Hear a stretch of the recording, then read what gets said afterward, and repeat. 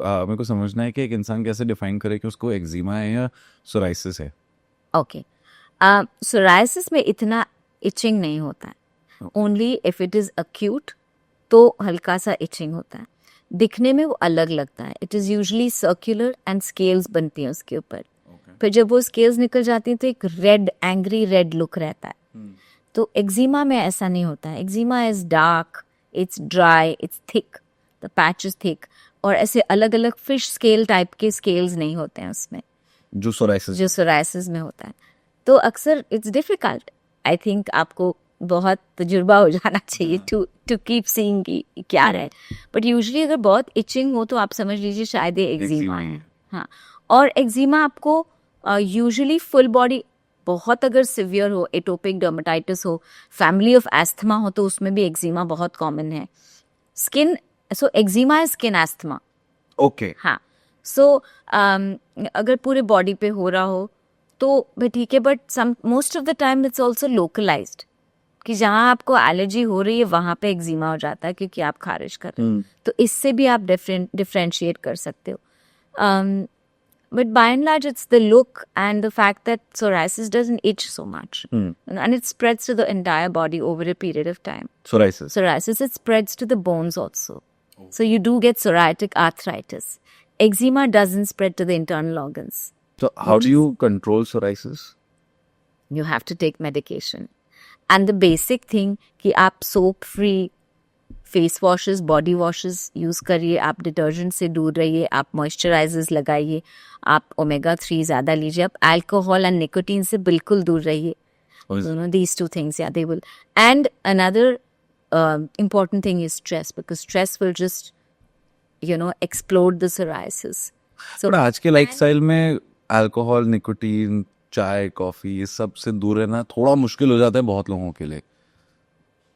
चाय कॉफी तो आप ले सकते हो, ठीक है, बट अल्कोहल, निकोटीन जिनकी आदतें हैं या उनको तो आप, I will just say stop it, because you have, if it's your health and it's more important. The reason being, psoriasis is autoimmune and it can affect your bones and joints. है ना. आपको सिर्फ skin के ऊपर ही कुछ है तो ठीक है, अब you don't want to leave your alcohol and your smoking, I can understand. But if it's something which is affecting your internal parts and the other organs, there's no way out. Okay. There is no way out. अब हम बात करते हैं vitiligo की. Vitiligo is only external. Okay. उसमें it is autoimmune, but उसमें अंदर कुछ नहीं हो रहा है बॉडी को, सिर्फ स्किन पे हो रहा है. So the first thing I tell my patients is just thank your stars, be grateful you don't have a disease which is spreading into your internal organs and eating you away slowly. हालांकि India में vitiligo को बहुत अलग नजरिए से देखा जाता है. कोड कहते हैं लोग, पता नहीं क्यों, और उनको लगता है छूना नहीं चाहिए, अनटचेबल. ऐसा नहीं है. It does not spread to contact. मुझे अगर विटिलाइगो हो और कोई आके मुझे छू ले तो उससे विटिलाइगो नहीं होगा. सफेद कोड या लुकोडर्मा नहीं होगा. It's not leprosy. Leprosy is code, this is not. ठीक है. And it's okay. एक तरफ से आप गोरा बनना चाह रहे हो, दूसरी तरफ से आप विटिलाइगो को कह रहे हो कि अरे शादियां नहीं हो रही हैं, उसे ये बीमारी है. मैंने तो शादियां टूटते हुए देखी. For vitiligo? Yeah, for vitiligo. Patients have come to me and said, doc, they've taken my opinion also. That, शादी तो मतलब पक्की हो गई है लेकिन फैमिली में विटिलाइगो है, शादी करनी चाहिए. ऐसे बिल्कुल करनी चाहिए, क्या प्रॉब्लम. पर बाद में पता चला मेरे एडवाइस का कोई फायदा तो हुआ नहीं, शादियाँ तो टूट गई हैं. So it's, but I think nowadays बहुत सारे अच्छे मेडिसिन आ गए हैं, बहुत सारी ट्रीटमेंट्स आ गए, both for psoriasis and for vitiligo. There is narrowband UVB, there is excimer laser. vitiligo में तो मेलानोसाइट कल्चर होता है. अगर स्टेबल हो जाए, मतलब बढ़े नहीं 1 साल के लिए, 2 साल के लिए, तो उसे स्टेबल विटिलाइगो कहते हैं. तो उस पर फिर आप कल्चर करके कलर वापस ला सकते हो. तो बहुत सारे एडवांसमेंट्स हो गए. सोराइसिस में, विटिलाइगो में बायोलॉजिक्स आ गई हैं. हालांकि बायोलॉजिक्स बहुत महंगी हैं. हर कोई अफोर्ड नहीं कर सकता. बायोलॉजिक्स क्या होता है? ये कुछ स्पेशल मेडिसिन है जो स्टेरॉइड से अलग हैं. पहले हमारे पास क्या था, हम डर्मेटोलॉजिस्ट हम वैसे ही बदनाम है कि ये तो स्टेरॉइड्स देते हैं। वो इसलिए बदनाम है क्योंकि पहले शायद 20 साल 25 साल पहले और कुछ था ही नहीं। अब हम नहीं देते हैं स्टेरॉइड्स। अब मतलब मैं 25 साल से प्रैक्टिस कर रही हूँ, मैं स्टेरॉइड्स नहीं देती हूँ 25 सालों में। मेरे टीचर नहीं देते थे, बहुत रेयरली देते थे। तो वो दौरा जो है वो चला गया। अब ये सारे अच्छे अच्छे नए ड्रग्स आए हैं जो इन ऑटो इम्यून डिसऑर्डर्स को, उनके जो सेल तक जहाँ पे प्रॉब्लम है, बेसिक डीएनए में प्रॉब्लम है, सेल्स में प्रॉब्लम, वहाँ तक रीच करके ये बायोलॉजिक्स एंड जैक इनहिबिटर्स कहते हैं इन्हें, they reach and they attack the disease there. तो काफ़ी कंट्रोल हो जाता है, बट कंट्रोल होता, क्योर नहीं होता। इन सबका क्योर क्यों नहीं निकला है आज तक?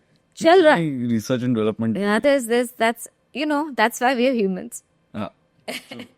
यू नो रिसर्च तो जारी है और वहां से यहाँ तक तो हम काफी पहुंच गए आगे।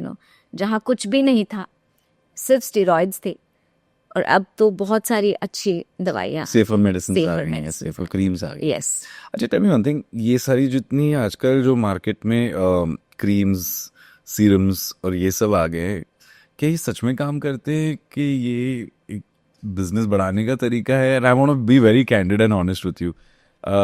इतने सारे सीरम्स, रेटिनॉल, ये वो सारी चीजें आनी है कि मतलब ऐसा लगता है कि आपका आधा दिन तो सिर्फ स्किन केयर में चला जाएगा अगर आप ये सब करेंगे। तो क्या ये सच में काम करती हैं या इट्स जस्ट देयर? काम तो करती है। See if it is a product which is well researched और उसी तरीके से आप यूज़ करिए तो काम करेंगे। लेकिन क्या आपके लाइंस जो ऑलरेडी बन चुके हैं, आपके रिंकल्स जो ऑलरेडी बन चुके हैं, वो निकल जाएंगे इन क्रीम से? बिल्कुल नहीं। ओके, आप अगर एक अच्छा मॉइस्चराइज़र यूज़ कर रहे हो तो आपका स्किन मॉइस्चराइज रहेगा, वेल हाइड्रेटेड रहेगा। सनस्क्रीन यूज़ कर रहे हो तो आपका स्किन जो है UVA डैमेज, UVB इनसे बचेगा। तो ये तो काम करती। फिर हम बात करते हैं सीरम्स की। अच्छे प्रोडक्ट्स अगर हों जिनमें रिसर्च अच्छी हो तो वो काम करती है। अब ये बहुत ज़रूरी है कि आप मार्केट में, तो इट्स सच अ बूम, इतने सारे प्रोडक्ट्स आ गए हैं, बट उनका रॉ मटेरियल कहाँ से आया है, प्रिजर्वेटिव कैसे बना गया है, उनका कॉन्सेंट्रेशन क्या है, उनका पीएच वैल्यू हमारे स्किन के पीएच वैल्यू से मैच कर रहा है, एक और होता है pKa वैल्यू, वो मैच कर रहा है, उसका जो शेल्फ लाइफ है वो कितना है, ये सारा जो है मिलाकर एक हमारे एक्चुअली कोई FDA इस तरह सा एक रूल नहीं है अभी तक फॉर कॉस्मेटिक्स।